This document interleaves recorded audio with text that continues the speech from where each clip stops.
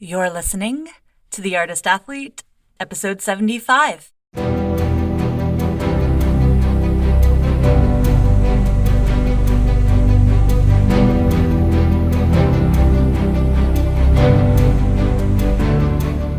This podcast is dedicated to circus. It's a place for professionals in the industry to share their stories, viewpoints, and information, and a place for outsiders to get a sneak peek into this world. Hey, friends, fans, and enemies. I'm Shannon McKenna. I'm the host of the Artist Athlete podcast and the founder of theartistathlete.com. I am so happy to be back. I'm in a suitcase with a blanket over my head to make sure the sound quality is on point. And I took a break for the month of May because I really wanted to take some time to reflect on how the industry is doing. With the coronavirus pandemic, pretty much all of everything got shut down. And it took a little bit of time to process that for myself as an artist and also what it means for the greater community. And I'm so thankful during this time that I was able to do that because I had the support of Patreons. My Patreons are an amazing group of people who give small amounts of money each month to help me continue to make this podcast sustainable, not just for myself, but for my assistant Hannah, who books all my guests, and my amazing sound editor, as well as Katie from Shared Cultured Concepts, who helps me with production and management of the podcast. I am so thankful not only to my team, but all of the Patreons during this crazy time for making this sustainable and making this an outlet of communication that we can all share during a time when we're feeling less than connected with each other. If you want to become a Patreon, you can go to www.patreon.com/theartistathlete. You can give as little as $1 a month, and every single dollar goes back into the podcast. Again, it's patreon.com/theartistathlete. You can sign up today.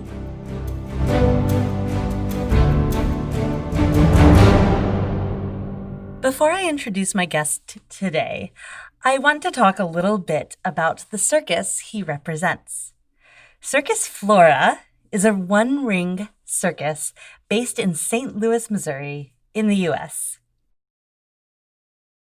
It was founded in 1987 by David Balding, and he named it Flora after an orphaned baby African elephant Balding had rescued 2 years earlier when poachers in Africa killed her mother.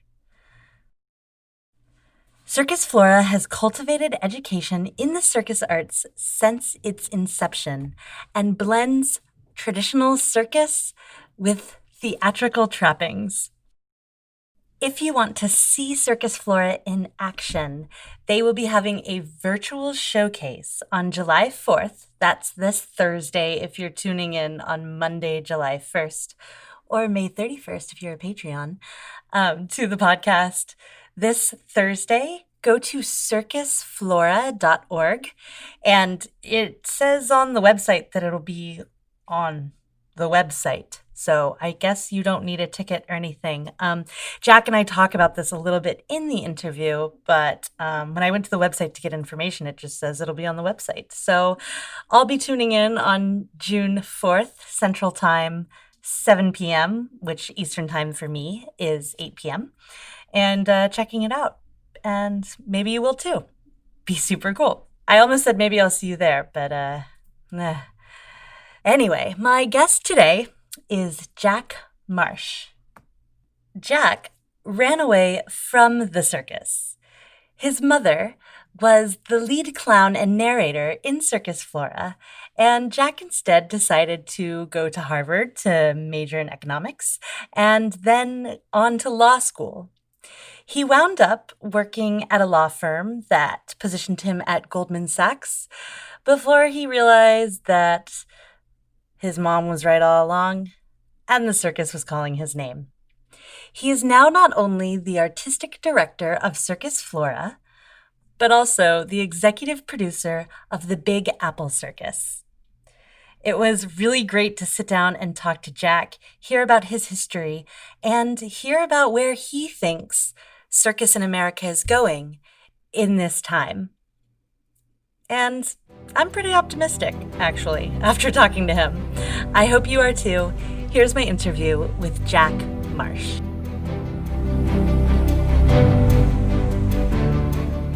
Jack Marsh, welcome to the Artist Athlete Podcast. Thanks for having me. Can you explain for the people who you are and what you do in normal before times? Sure. In before times, I had a couple of gigs. I've been the artistic director of Circus Flora for the last, I think, 6 or 7 years, which is like a tent circus based in St. Louis, a nonprofit, long-time institution. It's been around since 1986, and it's like a traditional circus show with kind of a theatrical bent to it. And then more recently, for the last year or so, I've been the executive producer of the Big Apple Circus out of New York, which is like kind of similar shape and size to Circus Flora, i.e. it's like a one-ring circus that lives in a tent, but obviously like a bigger institution with a little bit longer history. Yeah, I was going to say, I mean, I feel like everyone in America knows Big Apple, but maybe not everyone knows Circus Flora in the same way. So it's interesting to hear that they're kind of the same size. I think Big Apple's like a little bit bigger of a production. Like I know the insider truth that the like budget is a little bit bigger and the like number of performers is bigger. Like I could have guessed that from the outside, but that's, confirmed from the inside. In sort of spirit and in presentation, I think they're really similar. Like both are just like let's try to put on a great circus show. The brands are very different, and the sort of take on circus is different, but from like 10,000 feet, they're pretty similar. And they have intertwining histories also. Like Circus Flora, in a way, sort of spun out of Big Apple Circus, and then there's been a lot of crossover people going back and forth between the two. I think because they're similar enough that it's a sort of parallel world. Yeah, so I want to talk about this because I was doing my journalistic due diligence about 5 minutes before we hopped on this call, which meant I Googled your name read and skimmed some articles about you. As an acrobat does when she pretends to know what she's doing. Yeah, journalism. Well, yeah, totally. Journalism. I'm a journalist. So I wrote down on a piece of paper, yo-yos. Why does your mom have beef with the Big Apple? Harvard, Ultimate Frisbee. Those were my notes on you. Right. So let's start with that first one. Circus Flora, you said, has kind of an intertwining history with Big Apple Circus. Can you talk a little bit about that? Sure, yeah. Well, so Circus Flora was started by this guy named David Balding. He was like a theater producer in New York for a while, and his background, like his family background, was in horse training. They were this like old English family that trained horses. So he was always into like animals and theater and got very into circus. And I'm going to get like, 20% of this wrong. So excuse me, everybody. Perfect. But he worked with Big Apple as a producer and was like close colleague of Paul Binder's in the sort of early years of Big Apple. And then at some point he decided that he wanted to adopt an elephant. And so he, through however one does this, like found an orphaned elephant who came from Botswana and ended up, being David's elephant. And he was like, I want to have my own circus, and I want this elephant to be the star of the show.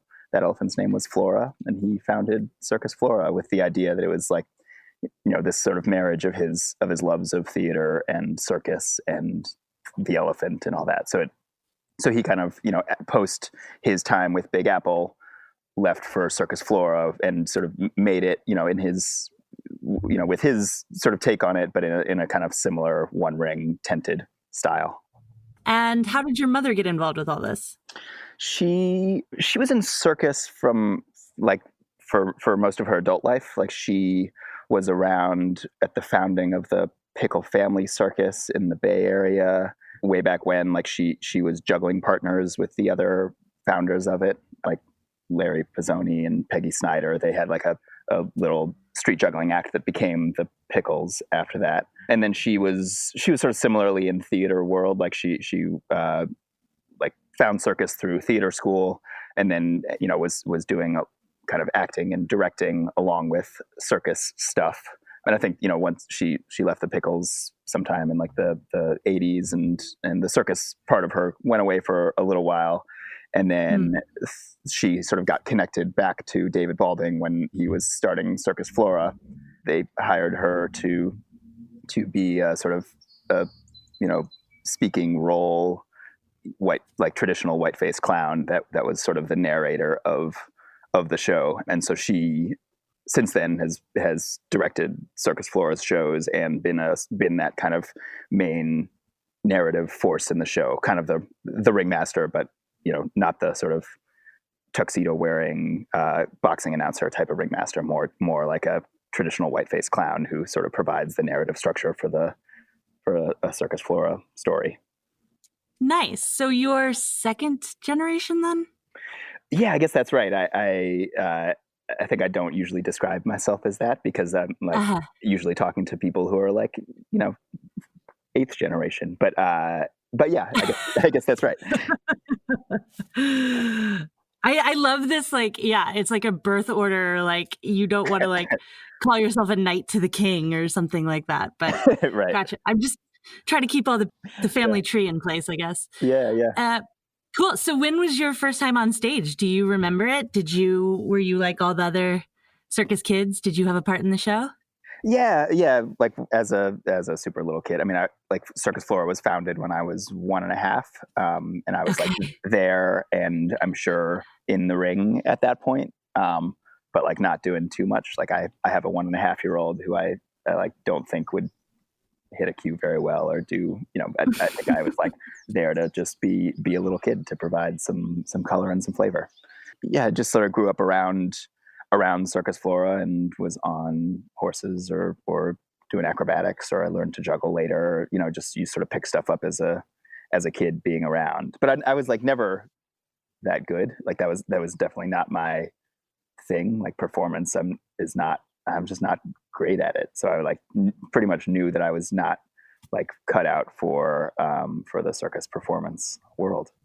And so my next note question is Harvard. You went to Harvard? Yeah. What'd you study? Studied economics at Harvard.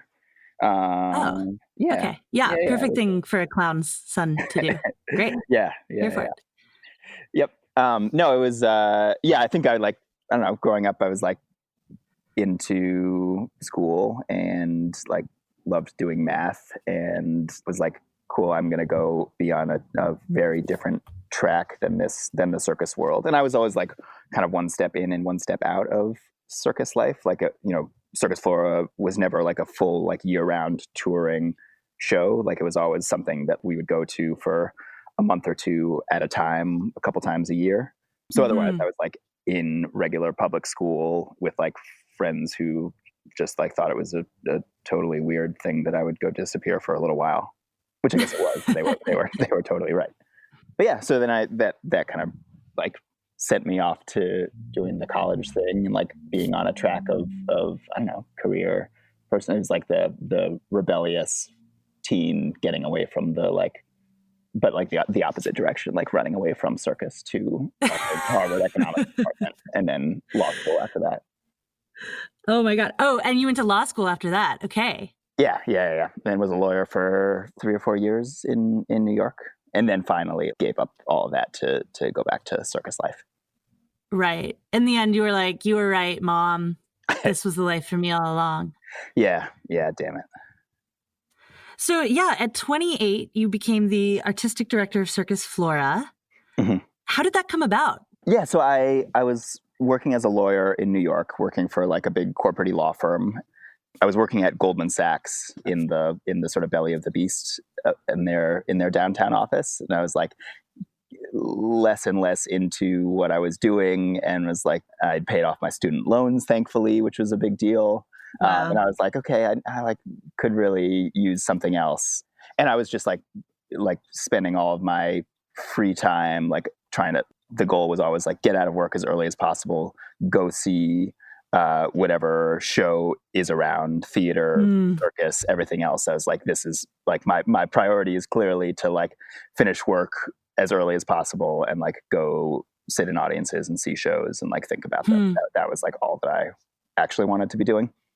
And so I was like, God, that's a better life for me. Like that feels like what I should be spending my energies on. And then meanwhile,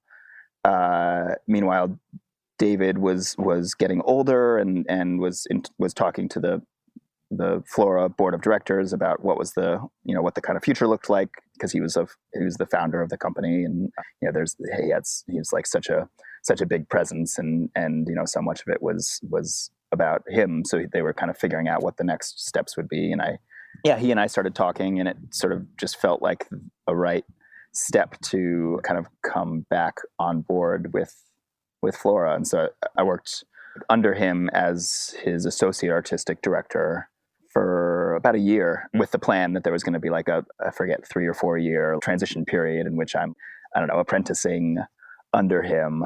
And then about a year into that 3 or 4 year plan, he passed away quite suddenly about 3 or 4 weeks before production from that year. So that timeline got accelerated in this really like crazy, very sad way. Sure. Yeah.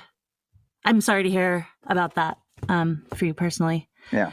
The people who are generally producers or are overseeing management or other parts of kind of the administrative side of the arts, like the track you're describing from economics to lawyering, seem like they're more in line with that than the artistic direction side. Can you describe your duties as artistic director and how you kind of fill that role? Yeah. I mean, I think you're right. Like that's obviously the track of sort of more business-minded producer.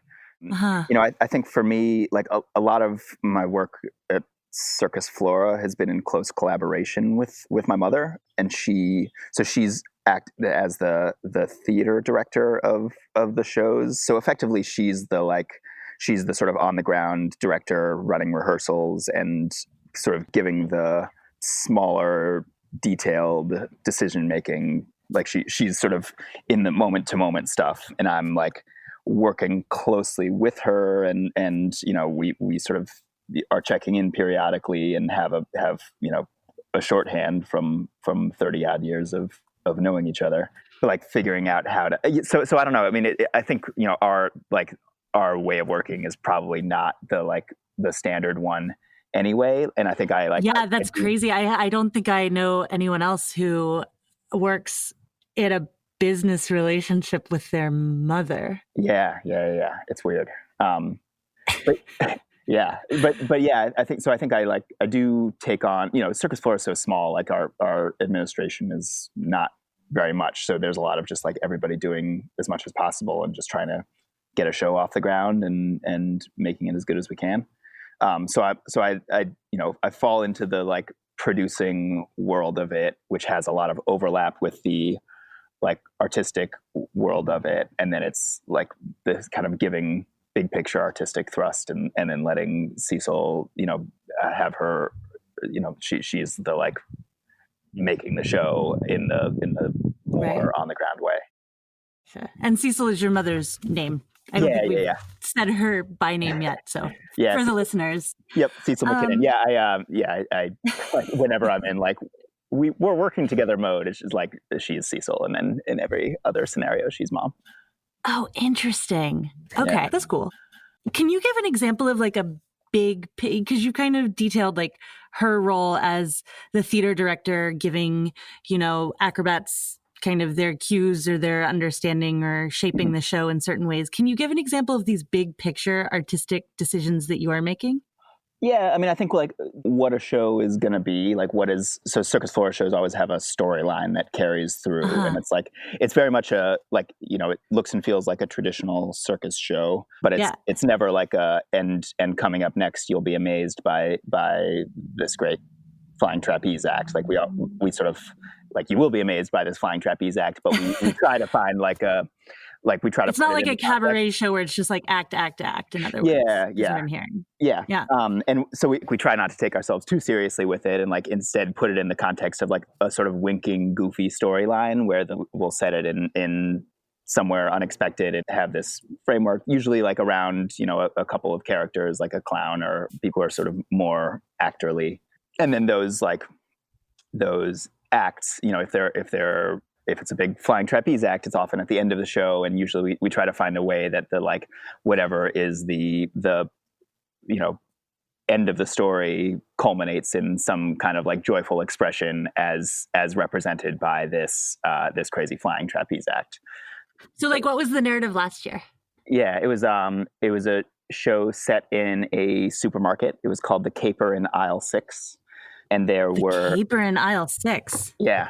And there were, let's see, there was like an ancient substance that has this ability to make people fly, and it had been and it was discovered by like the sort of lowly store clerk who was played by this clown Mookie Cornish, who is lovely.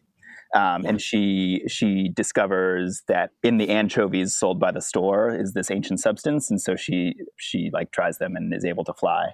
And then meanwhile, there's like an evil store manager type who is played by this guy Matt Morgan, who's also a great clown, and he decides that he's going to use this thing to take over the world. And I think he was like the anchovies. The anchovies, yeah. So okay, he's going to use them to make delivery people fly everywhere. It was like the Jeff Bezos like drone delivery system. That was his evil scheme to take over the world. And Mookie's character wanted to like, no, this is great. Everyone should just eat anchovies and fly because it's so fun. And did you come up with this story? Yeah, Cecil and I, we like came up with this goofy dumb story that like is surrounds these like pretty incredible circus acts. All right, I think I'm getting like a better understanding of this. So like when you're developing a show, you and your mom work pretty closely, as you said. Yeah, we're writing it together and being like, okay, like who do we have? What's the like? Okay, we want it to be, we like setting it in a grocery store. We think there's like some substance. We, in a way we're like, okay, we need a title. It's like, okay, great. The Caper in Aisle 6 sounds fun. Yeah. What does that mean? And then we like, we're like casting the show and finding performers. And then we're like, oh, okay, maybe it's, about a thing that makes you fly, because we like hired this amazing flying trapeze act to close the show. We're like, great. That's a thing that we can sort of hang the rest of the story around. Was this difficult for you getting started? This is such a departure from like the Goldman Sachs world. Yeah, it's super different. I'm trying to imagine like you sitting down and I don't even know what lawyers from Goldman Sachs really do. They wear suits and take calls, I guess. But like, how do you, like, what was that experience like to like all of a sudden, was it hard to come up with these things for you, or?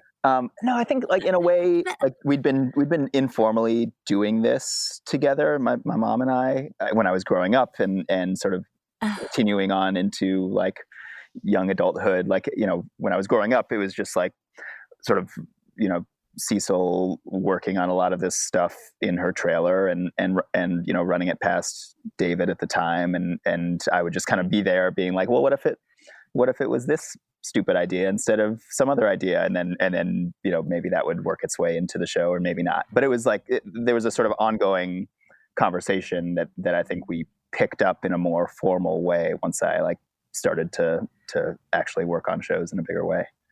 Got you. But you kind of already had the format because you were around it. Yeah, like Circus. It's a pretty like unique brand of show. Like I think there's not a lot of shows that are that do the same kind of thing as Circus Flora, or like are committed into it in the same way, or have the same overall aesthetics paired with the like weird storytelling thing in circus. Mm-hmm. So I mean, I definitely feel like I had a good head start on knowing the brand from just like being around it so much and like watching every one of our shows however many times over the years. Like I used to just sit on the bandstand or the ring curb and just like watch the show because my mom was in it and was on in the ring quite a bit, so I would just like sort of sit there, and that was how I babysat myself. Wow, right. Do you so on the producer side of this, or like the more administrative side, what are your duties and what do you do there? I mean, it's a lot of booking performers, hiring acts and artists and designers and musicians, and like getting our contracts in place and making sure that we have, I don't know, a fence that goes up around our lot and toilets, uh, and making sure we have a tent master who can keep a roof over our heads. And yeah, it's kind of all the like nuts and bolts that go into like tented circus. I mean, we do it in such a small way. Like, we're not a big tour. We're not like a huge operation, nor do we run for that much of the year. So it's like, how do we, try to just come together and like create this sort of big village and this world every year, without like. And your tour is pretty small too, right? Not only is it like a smaller tent, but you don't really. Yeah, no, we effectively don't tour at this point. We Circus Flora did tour more way back when. Like, we had a number of annual dates in various places, but it's been a while since we've been anywhere else but St. Louis. Our nonprofit board is all St. Louis focused, and it's become this very like closely intertwined brand with St. Louis. And I think there's like, we're at home in St. Louis, and we have a lot of, it's a brand that people of St. Louis really love and appreciate, but like is very small elsewhere. Yeah, it sounds very grassroots. Yeah, it has a nice, in sort of all of the best ways, like a DIY vibe. Totally. Which seems like, I mean, I'm making an assumption, kind of a big jump right now, but like it seems like in times like this, that would be to your advantage because you're not a huge global name like Cirque du Soleil and juggling all these different performances. So has the pandemic affected you all, aside from, I mean, I'm assuming you have no season this year? Correct. We normally our season is end of May through the month of June. Like, that's the Circus Flora time, is the early summer. We're dark this year. We announced that, I think, a couple of weeks ago, that we weren't going to do the show. So we're doing a like virtual circus that we're throwing together with various performers who we're going to be in the show and who've been in past shows, just to like sort of touch base with our audience and hopefully raise some funds. Otherwise, we're dark. Oh, how cool is that? Will you send me the do you have information about that? Like, I would love to see that. Yeah, and a lot of listeners, I'm sure, would love to see it too. Oh yeah, I should be plugging that. Yeah, man. I'll send it to you. Dope. Yeah, cool. I will definitely be happy to help you with that. So Circus Flora, we've kind of got an idea of what that is. Mm-hmm. Jumping from that to the Big Apple, what was that like for you? It's been super interesting, like how the ways in which they're similar, the ways in which they're different. I mean, I sort of came into Big Apple world at like a very strange time in that. I mean, I guess it's been a strange time in Big Apple's history. It's just the last handful of years have, I think, like kind of a whirlwind. Like this, like it went bankrupt, then was dark for a year, was bought out of bankruptcy, like very quickly, like to sort of get out of bankruptcy, and then in the spring, and then put up a show in the fall, I think was just like, who bought it out of bankruptcy? Like, who are these people who are doing this? Can I have their names and their email addresses? Because I also would like some money. I'm just kidding. But like, I am interested, Yeah, like, yeah. It was like a group of investors that formed a company called Big Top Works. And there was I'm sort of speaking out of half knowledge because I wasn't really around then, but there was an auction for the bankruptcy assets of Big Apple Circus, like the name and the equipment and the brand, the tent, and and they bought it and sort of got a tour up and running after that, and then it's been running and operating since then. But it's like, it's very hard to pull a thing together, and credit to everybody who did that. Like, the thing is still kicking, obviously in a not actively performing right now in coronavirus world, but it's it's a cool thing that it's up and running. Yeah, for sure.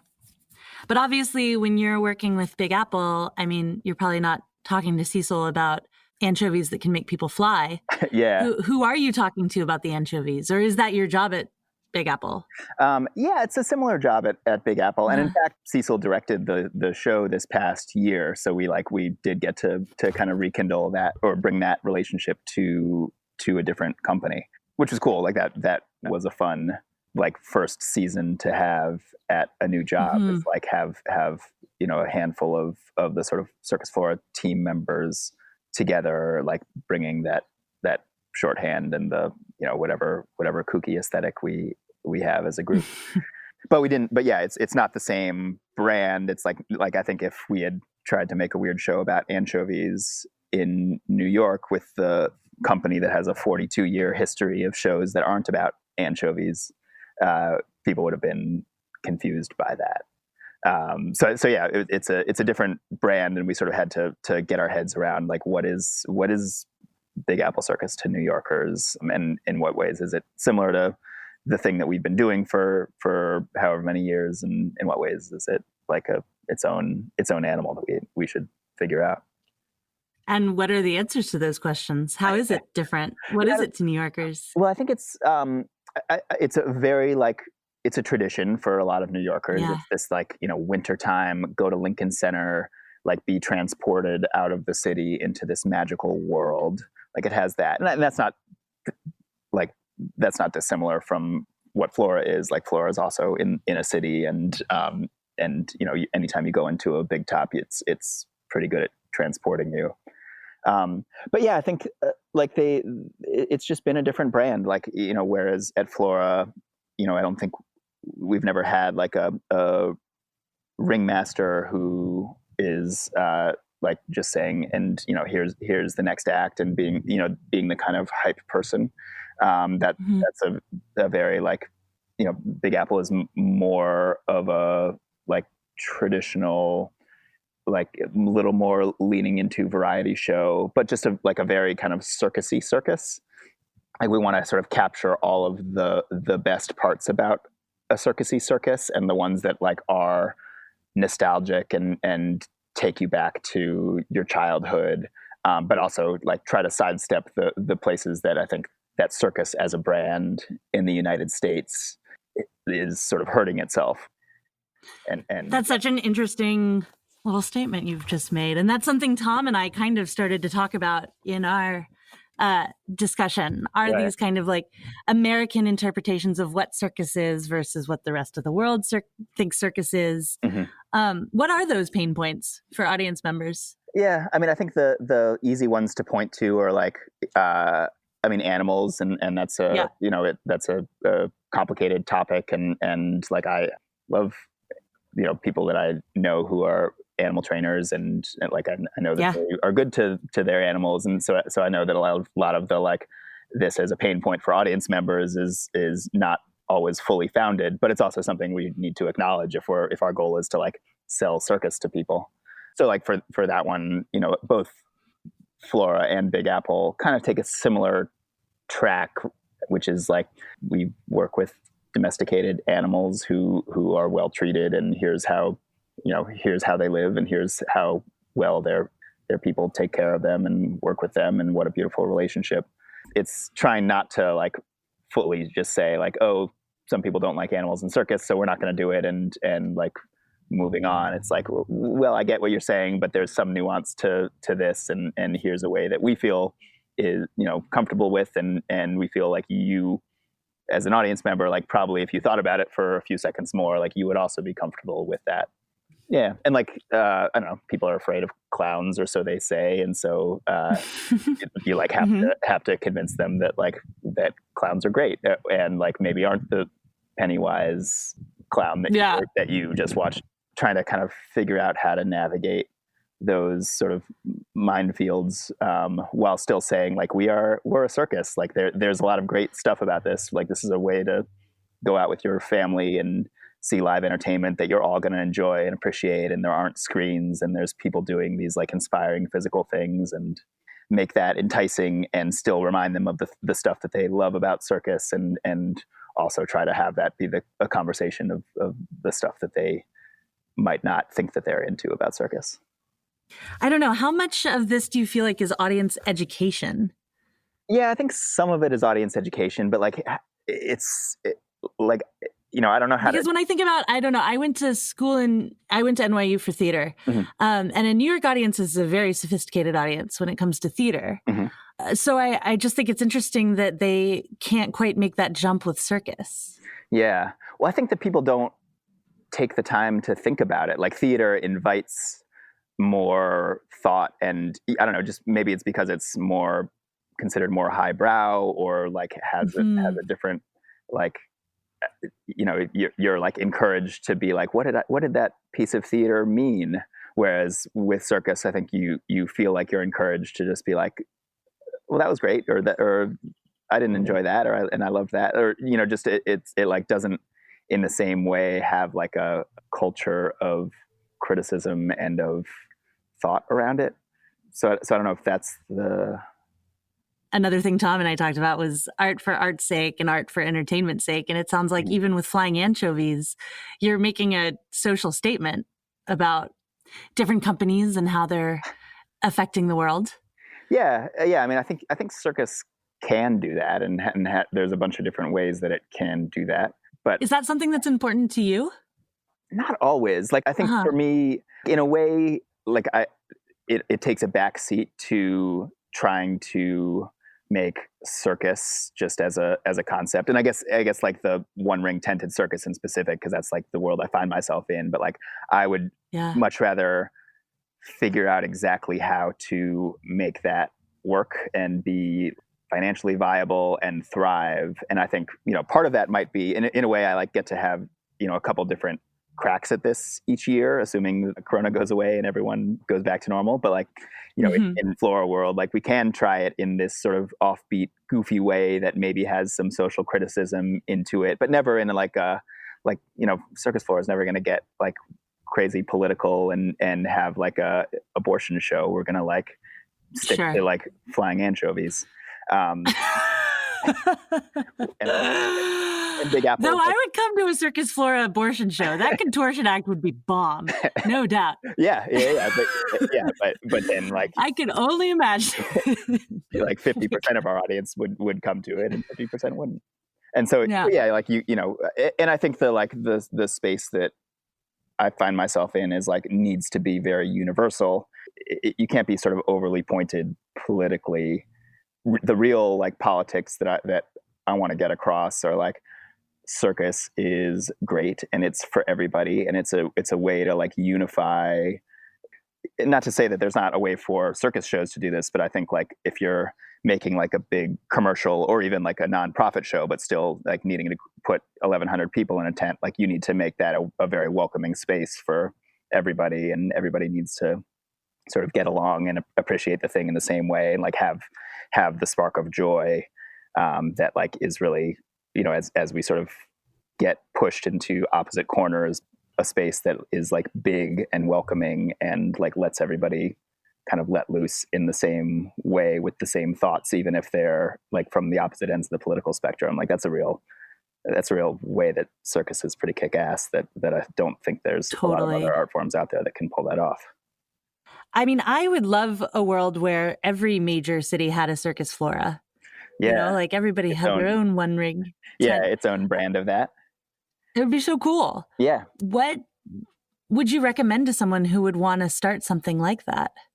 Yeah, I mean, starting small. I mean, you see like, everyone's got their, like, cities do have their own versions of that. I mean, I think Circus Flora has just a head start in terms of its size, and it did enough touring over the years, and we've accumulated a big top and equipment and all of that. We sort of have the infrastructure around it, but it started really small. I mean, we had a much smaller tent and a much smaller company, and it was about like, and now our model's really around. We have a lot of the same people who return year over year.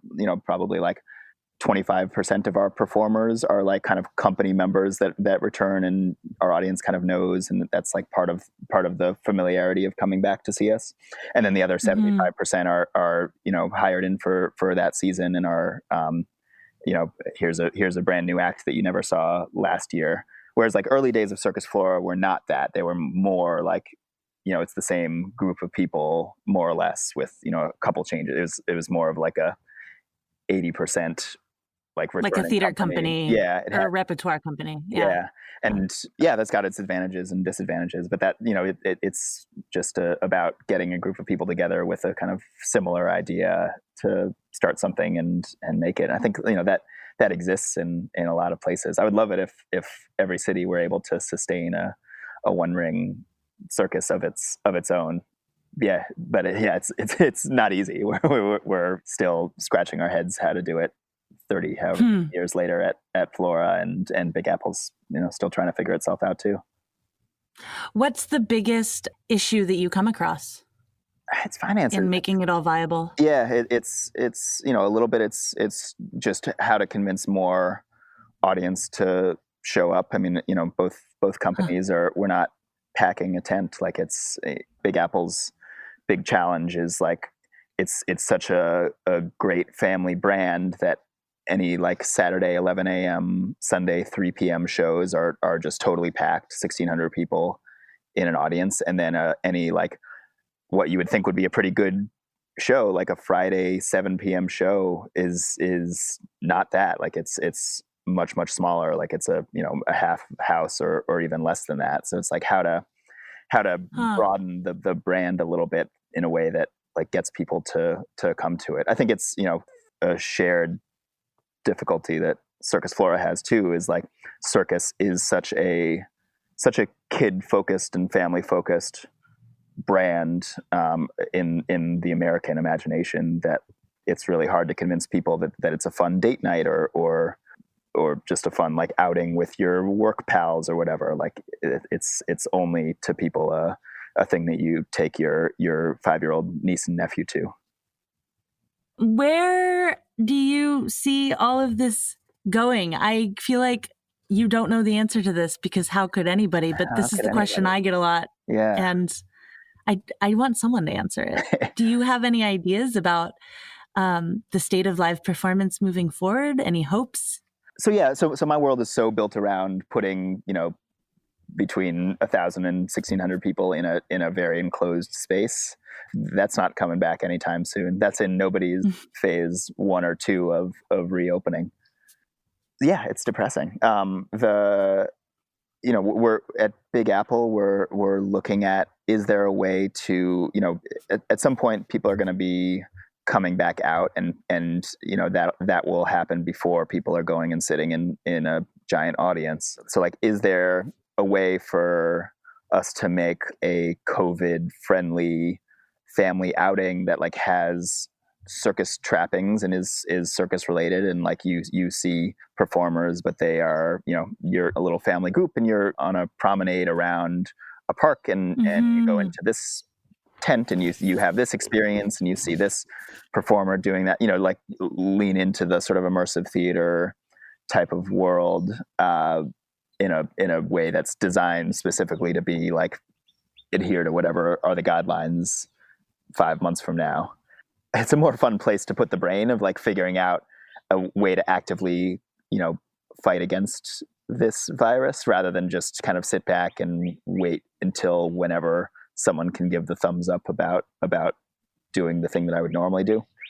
No, totally. And it leads to a lot of really innovative solutions like the one you're talking about too. Yeah, in a way. I kind of really love. Yeah, in a way it's like it would be a way to reinvent what we do, or at least add elements to it later on. And like, if we tried this in any normal year when people are, it's so much about tradition with the Apple Circus that like no one would want to come and see something totally new that we've tried. But this year in specific, if we're able to do something, I think the audience would be very excited and forgiving of it not being the thing that they're used to. Like everyone would get it in a way that might be valuable for us trying something new.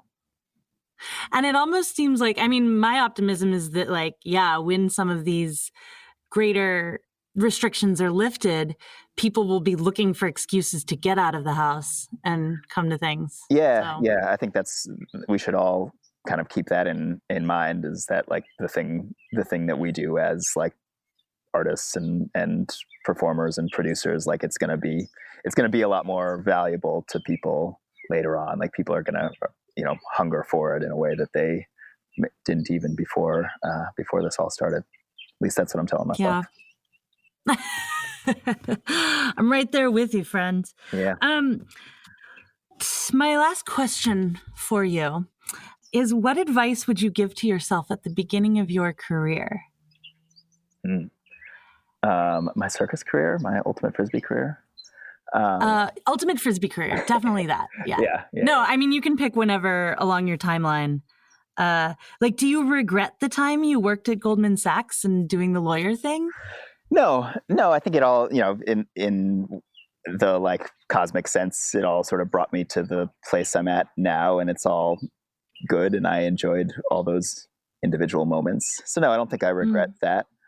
I feel like trying to wrap my head around what I'm doing now, like I think I would tell myself to like follow instincts a little bit more, or a little bit sooner, and that's like probably in a business sense and in an artistic sense, and just a little bit more trusting of self rather than accepting received wisdom.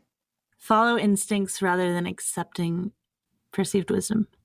I'm here for that. Yeah. Cool. Yeah. Well, Jack, thank you so much for coming on today. It was awesome to talk to you. Yeah. Thanks for having me. Hope everything goes well with you, and hope we get back to normal soon. That was my interview with Jack Marsh, the artistic director of Circus Flora. And I said at the beginning of this recording that I took some time in May to process everything that was happening myself, and also to kind of watch what was happening in the circus world. I felt like there was a really big need to kind of not do anything. My need was to stay inactive so I could see what was going on. These are unprecedented times.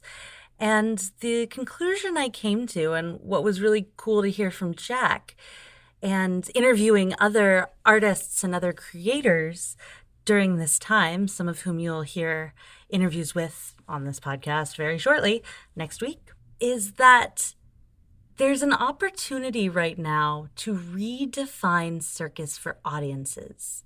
There's an opportunity right now to redefine what an audience even is, to redefine what the experience of going to the circus looks like.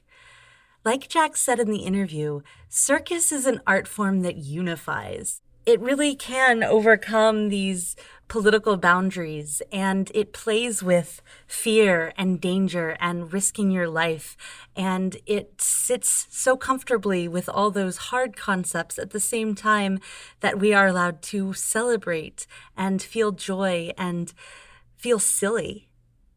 And we need all that right now. But it's going to look really different. And that's why I think it's so important for artists to keep up their skills, keep imagining, and dream even harder. Because like Jack says, these restrictions are going to lift eventually, but the world, I don't think it's going to ever go back to normal. I think there's a lot of room for it to get redefined, for smaller companies to step up, for voices that didn't get heard before to have a microphone, be a little louder now. So if you have an idea, if you're working on something, now's the time to cocoon around it and build it, because there's no competition. There's nothing going on. There's no rush to get to the next audition. Make the work you want to make in the world as it is now, because we all really need it. If you want to see Circus Flora's virtual show, it is this Thursday, June 4th, and you can go to circusflora.org to check it out. For aerial training tips and inspiration, I am always on Instagram. I just said that really weird. I'm always on Instagram. My voice and speech teacher, my freshman year in college, would be so proud of me right now for my diction. You can find me on Instagram. I'm at _artist_athlete. I'm also on Facebook, The Artist Athlete. My website is theartistathlete.com. Subscribe to the podcast. New ones come out every single Monday.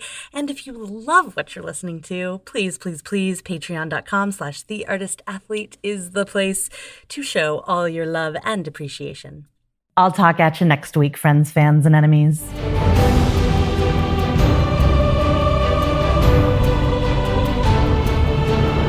The Artist Athlete podcast is supported solely by donations from people like you. Here's what some of those people have to say.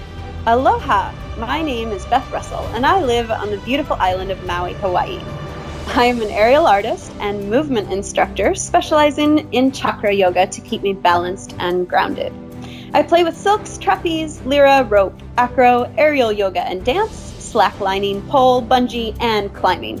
Really anything that goes up and allows me to explore 3D space. You can find my dedicated aerial page on Instagram at Maui Aerialist. If you find yourself coming to Maui, let's play. Hey there, friends, fans, and enemies. This is Chris Alston, Patreon of the Artist Athlete podcast. Straps artist and lyra performer and acrobat out of Greenville, South Carolina. So, if you're ever passing through, make sure to stop in and see me and my friends. We have a wonderful space, and we'd love to see you. Hi, my name is Erica Lee. I'm from St. Louis, Missouri, and I'm an aerialist. I teach performing arts to elementary school during the day and do pole and slings and rope by night. I really, really like the Artist Athlete podcast because it gives me a lot of circus goals to look forward to. It gives me a lot of insight on what's going on around the world in circus, and that's why I'm Patreon. Hello, all. Thank you for tuning in to the Artist Athlete podcast. I am Opal Schwartz from Minneapolis, Minnesota. If you're ever in the cities, feel free to stop by the Aviary Minneapolis. It's a great time. With that, I hope you all have a wonderful rest of your week, and goodbye. Hey there, artists and athletes. This is Andy Smith, owner and artistic director at Saltaire Circus School in Jacksonville Beach, Florida. And I want to thank you for contributing to the Artist Athlete podcast. If you ever find yourself down in Florida, come check us out. Whether you're an artist, athlete, or someone ordinary just looking to be extraordinary, we got a place for you.